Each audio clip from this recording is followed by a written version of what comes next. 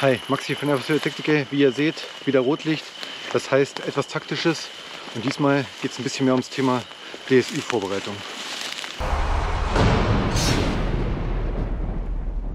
Also wie ihr seht, ich bin hier ein bisschen versteckt. Hier sind auch überall noch Leute. Aber um was geht es hier eigentlich heute? Ein guter Kumpel von mir hat mir geschrieben, hat mich gefragt, ob ich Bock habe auf ein kleines Abenteuer. Und somit auch gleich auf eine DSÜ-Vorbereitung, die ich ja eh noch vorhabe, wie ich im letzten Video schon angekündigt habe.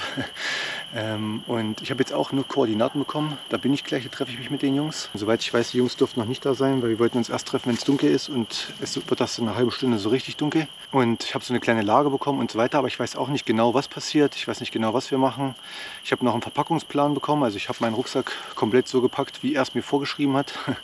Und erinnert an gute alte Zeiten.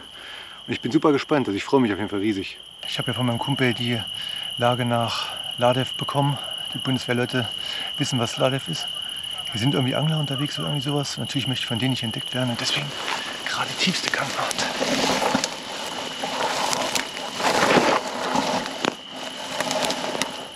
Ich möchte aber auch hier an der Stelle ganz klar sagen, das ist hier keine Verherrlichung von irgendwas. Ich spiele hier einfach nur Räuber und Gendarm für Erwachsene. Also ich bin jetzt an die Koordinaten angekommen. Hinter mir in die Richtung ist auf jeden Fall ein See. Da ist auch noch gut was los. Ist halt Sommer. Aber ich glaube, genau darum geht es auch. Aber wenn ich mir den Parkplan so angucke, dann müssen wir da, glaube ich, durch. Ich freue mich auf jeden Fall. Ich warte jetzt noch auf die Jungs. Wer meine Videos kennt, weiß, ich probiere gerne neue Sachen aus. Für dieses Video habe ich mir extra eine neue Kamera bestellt, die in der Nacht filmen kann. Doch wie man hört, hat es mit den Tonaufnahmen nicht so richtig geklappt. Deswegen bekommt ihr diesmal zum ersten Mal von mir ein Voice-Over. Aber zurück zum Video. Ich habe die beiden Jungs dann an den Koordinaten getroffen und wir mussten uns direkt verschieben, weil zu viel in der Umgebung los war. Wir haben dann alle erstmal unseren Funk eingestellt und jedem wurde eine topografische Karte und eine Sprechtafel zum Verschlüsseln ausgehändigt. Im Militärischen nennt sich das dann Verschleiern. Um es für euch noch ein bisschen anschaulicher zu machen, habe ich unter die stummen Videos ein paar Soundeffekte gelegt. Wie ich es vermutet habe, ging es direkt zu einer Engstelle an dem See und Kyle hat mit seinem Nachtsichtgerät einen Ausstieg auf der anderen Seite ausfindig gemacht. Was man im Video leider nicht so richtig erkennen kann, ist, dass dort eine Lampe war oder ein Licht, was immer wieder die Engstelle ausgeleuchtet hat, was es für uns noch irgendwie atmosphärischer gemacht hat. Natürlich mussten wir alles wieder schön verpacken, damit auch alles trocken ans andere Ufer kommt und das kennt ihr ja schon aus meinem anderen Video. Ich habe dafür einfach alles in meinem Poncho und danach in meinem Biwaksack eingewickelt. Das Verpacken in absoluter Dunkelheit war echt nochmal eine ganz andere Nummer, deswegen waren wir hier froh, dass das Paket schon mal geschwommen ist und haben gehofft, dass das Paket auch trocken drüben ankommt. Hier nochmal der Tipp an alle, die das auch mal machen wollen: Schiebt das Paket nur für euch her, nehmt das nicht als Schwimmhilfe, sonst säuft euch das ganze Ding ab, beziehungsweise läuft voll mit Wasser. Ich hatte auch wieder meinen Filter dabei und habe die Zeit genutzt, in der sich die anderen noch angezogen haben, um gleich wieder Wasserreserven für mich aufzufüllen. Ich bin komplett überzeugt von diesem Filter und das Wasser hat einfach wieder geschmeckt, als wäre es frisch aus der Leitung. Auf der anderen Seite wurde mit einer Taschenlampe in unsere Richtung geleuchtet und wir mussten davon ausgehen, dass der Feind unsere Spur aufgenommen hat. Daher sind wir relativ schnell ausgewichen. Zum Glück hatte Kyler sein Nachtsichtgerät dabei und wir waren teilweise nachtsehfähig, ansonsten wären wir über Stock und Stein gestolpert. Also die Gewässerüberquerung ist gut verlaufen, wir sind alle trocken geblieben. Aber wie ich am Anfang schon gesagt habe, es ist ja eine fiktive Lage und der imaginäre Feind ist auf uns angesetzt und hat ein bisschen Druck ausgeübt. Deswegen mussten wir etwas schneller verlegen. Wir haben jetzt hier schon mal ein kleines provisorisches Versteck bezogen. Das werden wir gleich noch ein bisschen ausbauen. Und von hier aus gibt es dann die nächsten Aufträge. Wie ihr auch hört, hier ist eine Straße in der Nähe. Also es ist alles sehr zivil befahren, wie auch immer. Also es ist sehr viel Bevölkerung hier. Die gilt natürlich auch in dieser Lage für uns als Feind. Ist natürlich kein Feind, aber so ist es halt ganz cool, weil wir uns halt vor den Leuten ein bisschen verstecken und es halt dadurch ein bisschen mehr Spaß macht. Ich trage hier ein bisschen ein. Unsere derzeitige Standort befindet sich hier. B-Versteck hier oben in diesem kleinen runden Wald. Ich empfehle, versucht weitestgehend Straßen- und Wegenetz zu nutzen. Ich gebe euch nur einen groben Streifen vor. Wie gesagt, das ist jetzt nicht der Schwerpunkt, dass ihr hier taktisch ultra krass euch dahin bewegt. Ja. Sondern einfach, dass ihr die Punkte gewinnt, erkennt im Gelände, wann ihr Meldelinien gewonnen habt, dementsprechend mir meldet. Das sind die 2 Ereigniskarten. Die macht ihr auf, wenn ihr im B-Versteck quasi euch eingerichtet habt, dort liegt und das offene Gelände beobachtet. Also dann Auftrag für euch. Ihr gewinnt B-Versteck bei Kreiswald, so ist er jetzt auch getauft. Meldet an den jeweiligen Meldelinien, dass ihr diese gewonnen habt.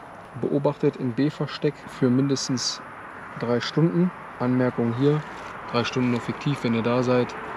Öffnet ihr die Ereigniskarte und sobald ihr den ganzen Meldescheiß abgearbeitet habt, dreht ihr quasi wieder um. Ja. Okay, beobachtet dort für 3 Stunden, weicht danach wieder aus, meldet auch auf dem Rückweg wieder alle Meldelinien an mich und gewinnt im Anschluss eigene, dort dann Auftragsende. Gut, wenn ihr keine Fragen habt, könnt ihr euch quasi jetzt bereit machen.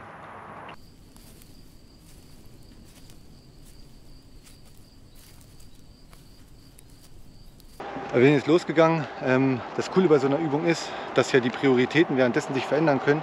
Jetzt die Priorität nicht mehr auf irgendeinem Feind, jetzt gibt es erstmal keinen mehr, sondern jetzt geht es eher darum, ein bisschen Funken üben und ein bisschen Karte, Kompass und so weiter. Also jetzt kommt dieser Abschnitt. Kyla, hier Marvik, wir haben soeben Meldelinie 1 passiert, komm.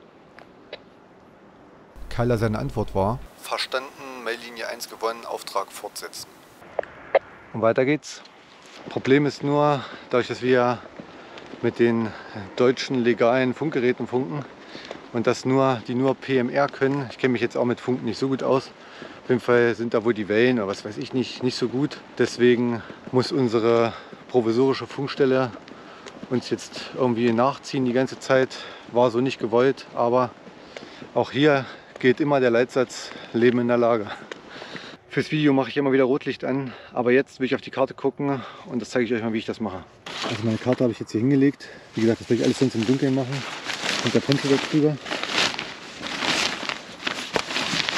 Hab den auf der Seite beschwert in meinem Rucksack. Und dann kriege ich unter dem Poncho und kann jetzt hier schön auf meiner Karte zeichnen, Dinge tun. Und einer passt draußen auf, dass man das Licht nicht so sieht. Und vor allen Dingen auch, dass er weiterhin aufklären kann, falls doch noch irgendjemand kommen würde. Am besten ist es auch, wenn man zu mehreren Leuten unterwegs ist, weil dann könnte ich jetzt hier zum Beispiel 2, 3 Leuten zeigen, was ich meine oder wo wir uns als nächstes hinbewegen. Also jetzt zeige ich euch das Ganze mal von außen. Ich lege mich jetzt hier drunter mit meinem Rotlicht. So, und wie ihr jetzt seht, es ist einfach dunkel. Und hier bin ich wieder.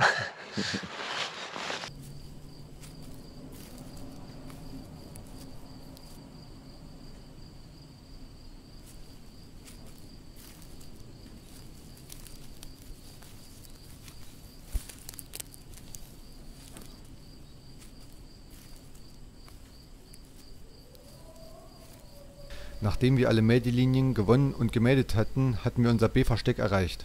Wir hatten von hier aus eine super Sicht auf die Freifläche, hier leider nur schwarz zu erkennen, weil das ehrlich nicht so weit ging. Wie es uns bei der Befehlsausgabe bekannt gegeben wurde, mussten wir hier eins von 2 Szenarien öffnen. Dieses Szenario müssen wir dann anhand unserer Verschleierungstabelle an Kyla übermitteln. Unser Szenario zusammengefasst konnten wir mehrere Schützen entdecken, die verschiedene Dinge gemacht haben und ein Fahrzeug, das entladen wurde. Dieses mussten wir nun übermitteln. Bei dem von mir gezeigten Funk handelt es sich nur um eine Zusammenfassung. Also wie man sieht, wir haben jetzt hier so lange aufgeklärt, dann geht sogar schon die Sonne auf. Wir haben es 4:30 Uhr, um 22 Uhr sind wir los, beziehungsweise ich um 21:30 Uhr. Jetzt muss nur noch der Funk durchgehen. Kyla, hier Marvik, komm. Hier Marvik, Schreibbereitschaft herstellen. Insgesamt mindestens Oscar 5 bei Alpha minus 26,5, Alpha minus 7. Trennung. India 4 bei Alpha minus 34, Alpha minus 1. Trennung.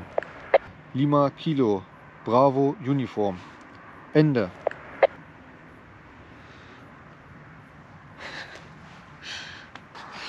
Also Funkspruch ist angekommen, scheint alles so in Ordnung gewesen zu sein. Da hinten geht die Sonne auf, wir marschieren jetzt langsam wieder zurück. War auf jeden Fall bis hierhin eine coole Übung. Es war ein bisschen mehr geplant, aber leider zeitlich nicht ganz zu halten. Aber es ist ja meistens so, dass immer ein Tag zu kurz ist. 24 Stunden sind nicht genug für einen Tag.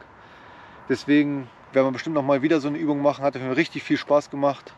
Und falls euch das Video gefallen hat, lasst ein Like da, abonniert den Kanal und schreibt was in die Kommentare. In dem Sinne, bis zum nächsten Mal.